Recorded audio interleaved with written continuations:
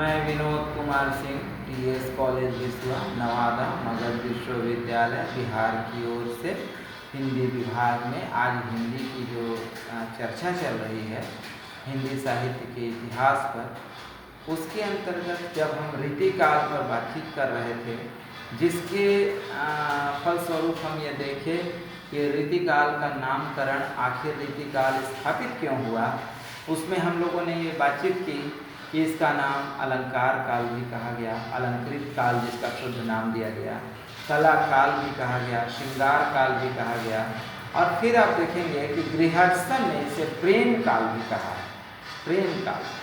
लेकिन ये सारे नाम कहीं न कहीं किसी क्षेत्र को अछूता कर रहा था, कहीं न कहीं उपेक्षा हो रही थी किसी क्षेत्र का, इसलिए इन नामों पर विशेष ध्यान आलोचकों का नहीं गया। लेकिन उन्होंने रीतिकाल को स्थापित किया, इसका कारण केवल इतना था कि रीतिकाल में परंपराओं का पूरी तरह निर्वाह किया हुआ।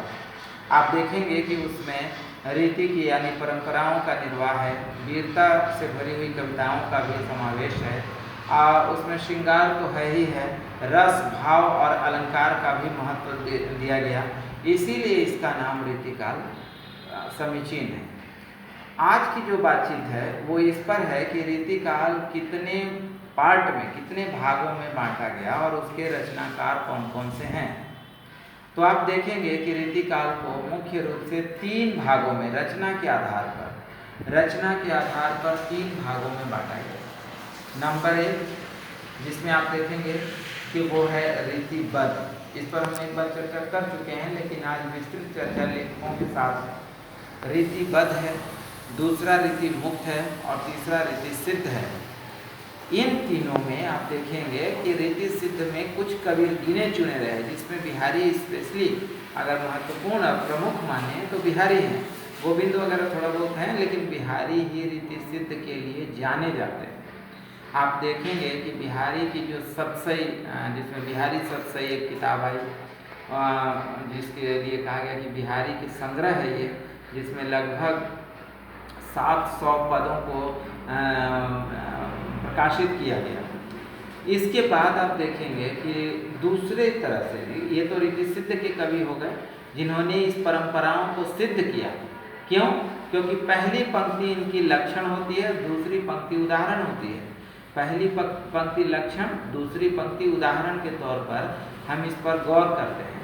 क्योंकि जब भी आप देखेंगे कि बिहारी जब रीति सिद्ध क्यों माने गए, क्योंकि इनके यहाँ सिद्धि की गई, कविताओं की, पदों की सिद्धि हुई। जैसे एक शब्द में पूरी कविता आती है, जैसे में आप देखेंगे कि कहत नटत रीझत खिजत मिलत खिलत लजियात भरे भवन में होत है नैनन सुसब्बात। अब देखिए ये मात्र 2 कविता है, 2 पंक्ति है इस पद में। कौन कौन सी? कहत नटत रीझत खिजत मिलत खिलत लजियात, एक पंक्ति हो गई। भरे भवन में होत है नैनन सुसब्बात, ये दूसरी पंक्ति खत्म हो गई। अब देखिए पहली पंक्ति लक्षण है किस चीज़ की? तो नीचे पंक्ति में जो उदाहरण है उसकी। कहत कहता है, नटत माने इनकार करना, इनकार हो जाता है। रीझत इस पर थोड़ा सा रिच जाता है, ये इस पर हम जब व्याख्या करेंगे तो चर्चा करेंगे, आज समय हो जाए नहीं करना चाहते हैं तो इस पर हम करेंगे। कहत नटत रीझत खिजत मिलत खिलत लजियात भरे भवन में होत है नैनन सुसब्बात। ये बिहारी की जो कविता है, इसमें पहली पंक्ति, पहला जो दोहे की जो पहली लाइन है उसमें आप देखेंगे लक्षण है और दूसरे में उदाहरण है। तो ये लक्षण और उदाहरण को सिद्ध करने का जो परंपरा रहा है, इस परंपराओं में बिहारी सिद्धि प्राप्त कर चुके। अब आप देखेंगे रीति मुक्त। रीति मुक्त में क्या हुआ कि आंतरिकता को लिए हुए, हृदय से जो निकली हुई कविता है, हृदय से निकले हुए जो शब्द हैं, उसी को अक्षरों में उकेरा गया या उसे वाणी के माध्यम से, ध्वनि के माध्यम से उसे प्रकाशित और प्रसारित किया गया। तो उस प्रसारण को हम रीति मुक्त, जिसमें आप घनानंद को देखते हैं, ठाकुर को देखते हैं, जिसमें आप गिरधर को पाते हैं, ये रीति मुक्त के कवि हैं। जिसमें आप देखेंगे कि कहा जाता है कि रीति मुक्त में कि हृदय के दुख को कविताओं में या पदों में व्याख्यायित किया गया है। बताया गया। रीति मुक्त के कविता में आप देखते हैं कि काफ़ी कविताएं आंतरिकता से जुड़ी हुई है, बाह्य का उसमें कोई समावेश नहीं है। लेकिन वहीं आप जब देखेंगे रीतिबद्ध, तो रीति मुक्त से रीतिबद्ध में फर्क है, अंतर है। क्या अंतर है? तो रीति मुक्त हृदय रूपी कविता है, यानी आंतरिकता से जो निकली हुई आवाज़ है उसकी कविता है, उसके शब्द हैं।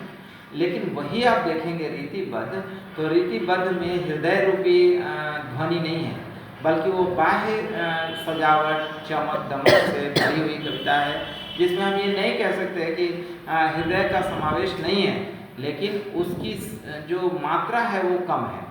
मात्रा कम का मतलब कि दिमागी कविता है, असरफी लेने की कविता है, दरबारी कविता है, राजा को खुश करने की कविता है, आप देखे हैं गिलगिली गिलैचा है, गुंजन गुंजन है, भीड़ है, भवाने है, ये कविता आप ये देख सकते हैं कि भरी झोरी और ये डोरी, ऐसी कविता होती है। तो ऐसी कविताओं में केवल राजा के मनोरंजन की कविता है, दरबारी कविता है, और इसमें चमक और दमक नहीं होगी तो कविता प्रसारित नहीं हो सकती, राजा का मनोरंजन नहीं होगा।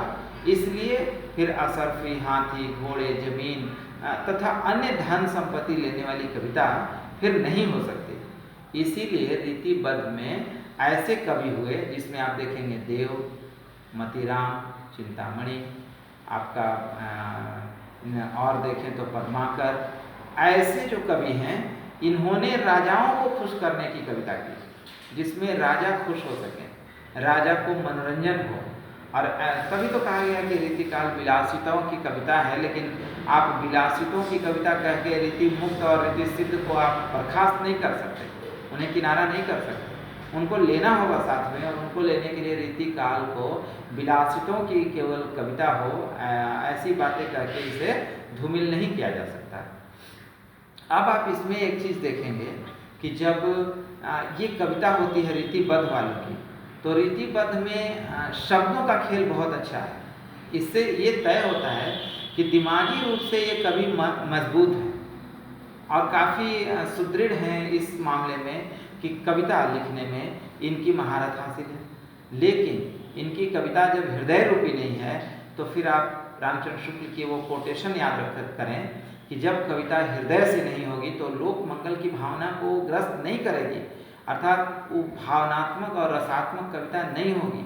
और जब भावनात्मक और रसात्मक कविता नहीं होगी तो निश्चित रूप से वो कविता हल्की पड़ती है, वो केवल मनोरंजन की कविता हो जाएगी। आज भी अगर आप देखते हैं कि वो चर्चा मैं कई बार किया हूँ कि जब भी अगर राज्यसभा में या लोकसभा में कविता पढ़ना हो तो आज के ज़माने में पैर हाथ तोड़ लेंगे कविता जल्दी पढ़ने के चक्कर कि बहुत जल्दी पहुँच जाए। वो वक्त रीति मुक्त के साथ नहीं था, लेकिन रीतिबद्ध वाले कवि के साथ ऐसा रहा है कि वो राज दरबार में इन कविताओं को लेकर आगे बढ़ते रहे हैं। इस पर अब हम बारी बारी से चर्चा तीनों पर करेंगे, समय के साथ आगे बढ़ेंगे। सबसे पहले हम लोग रीति मुक्त पर बातचीत कल करेंगे, रीतिबद्ध पे परसों, और उसके अगले दिन रीति सिद्ध पे। एक एक दिन का समय हम तीनों कविताओं पे देंगे। आज के लिए ये प्रारूप है और ये मुखड़ा है, जिसे आप समझें और इसको समझकर और आगे इस पर बातचीत करें, नोट्स बना लें, नोट्स तैयार करें ताकि परीक्षा में आपको काम आ सके। आप जानते हैं मैं फर्स्ट ईयर से थर्ड ईयर तीनों कवर हो, इसके लिए मैं क्लास में इस तरह की चर्चा करता हूँ, है ना। आज के लिए इतना ही, बहुत बहुत धन्यवाद, नमस्कार।